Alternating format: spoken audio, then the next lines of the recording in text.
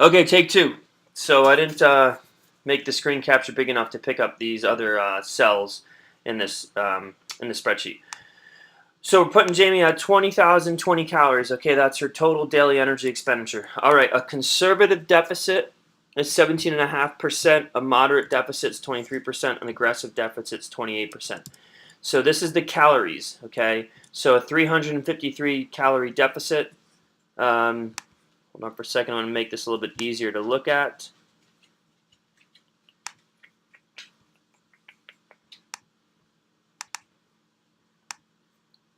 Okay, so a 354 calorie deficit makes it a conservative deficit.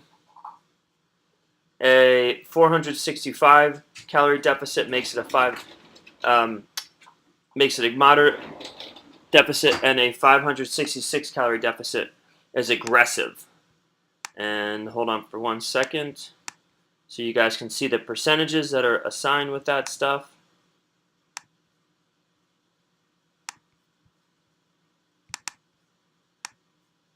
All right. Okay, so this gives her the intake, right? So at a conservative deficit, she's at 1667. At a moderate, she's at 555 or 1555, and then 1450 for an aggressive deficit. Okay,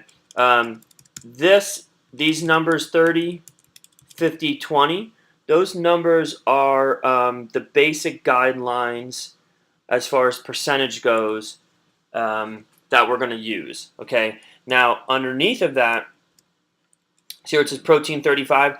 That's the actual number that I used in here. Okay, so if you look at this up here, 0.35. You guys actually can't see it, but there's a well, you can see this. You can see the formula when I click on the cell.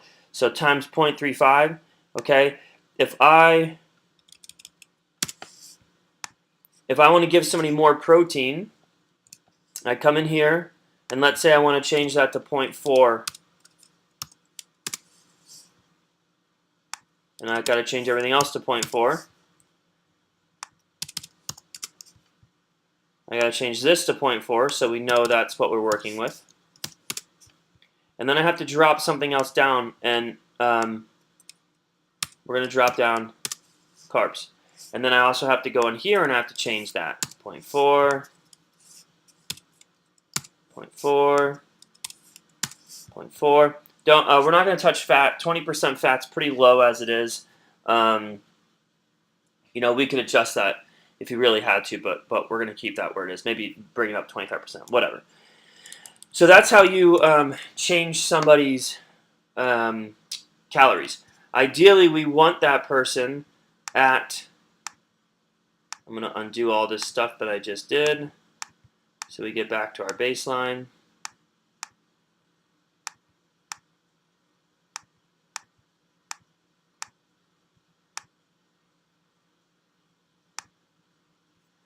All right, so now we're back to our baseline.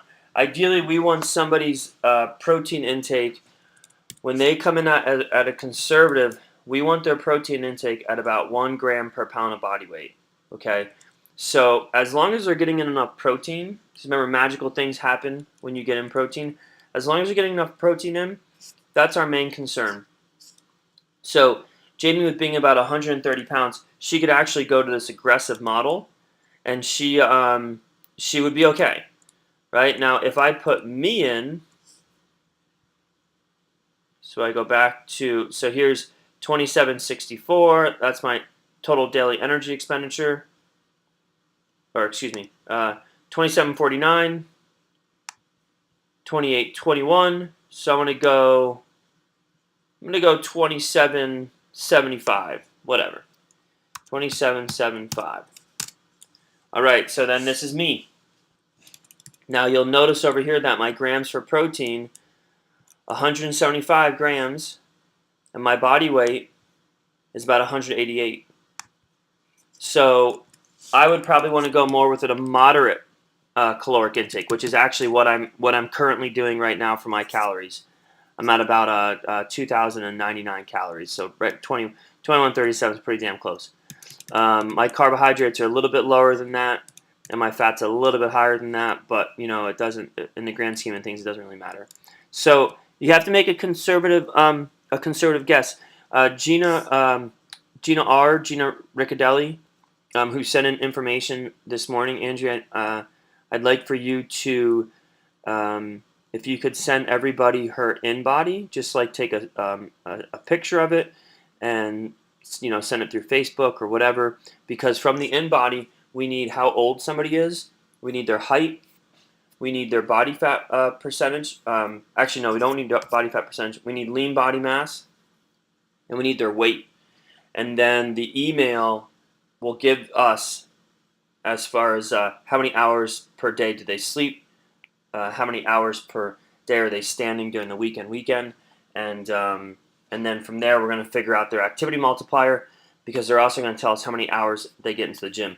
They have to get in 2 days a week of team classes of conditioning and 2 days a week of resistance training, and they should all be recording their heart rates, and their average heart rate should be above 80%. I can talk a little bit more about that, but basically they got to be working hard, right?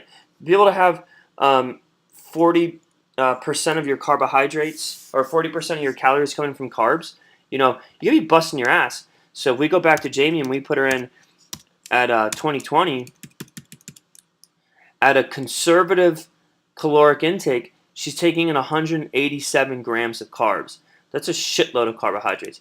Even an aggressive amount of carbohydrates is 164 grams of carbs, right? So the whole idea behind this is that we want people to be able to work hard enough that they have to be able to take in that many carbs, right? As opposed to bringing up the fat. We can bring up the fat, but I would much rather people work very, very hard in the gym and have carbohydrates and burn it off, rather than kind of go through this restrictive, almost self-destructive pattern of, oh, I'm not going to have any carbohydrates for a couple of weeks, and then they go out and they like gorge themselves on ice cream and pizza. So this is basically the formula to figure out somebody's caloric intake. I would love for all the coaches to do this on themselves, and figure out what they should be at. Send it back to me. I'll take a peek at it, and we can talk as far as did you are you in the ballpark? Are these good numbers or what? Play around with the sheet. Don't worry. You can always save it and go back. The two number one most important things that we want people to get: calories are king. You get your calories in first. Okay, so Jamie's number one goal, if she was going to do this, is if she's going to be on an aggressive caloric intake, that she needs to get in 1,454 calories every day, right? She can go as high as 1,667, but those are her ceiling and basement levels. So they have to get their calories in, and then they have to get their protein in. If they get their calories in and they get their protein in, so if Jamie gets 127 grams of protein in her diet in a day, and she gets 1,454 calories, the other stuff is going to figure itself out. Maybe she doesn't get 164 grams of carbs. Maybe she only gets 100 grams of carbs. And the other calories that she misses, she makes it up for in fat. That's okay. It's not ideal, but that's okay, because she hit her protein requirements and she hit her caloric intake. She didn't go over that. So those are the big goals. Calories are king, protein's queen. All right, I hope you guys enjoyed the presentation.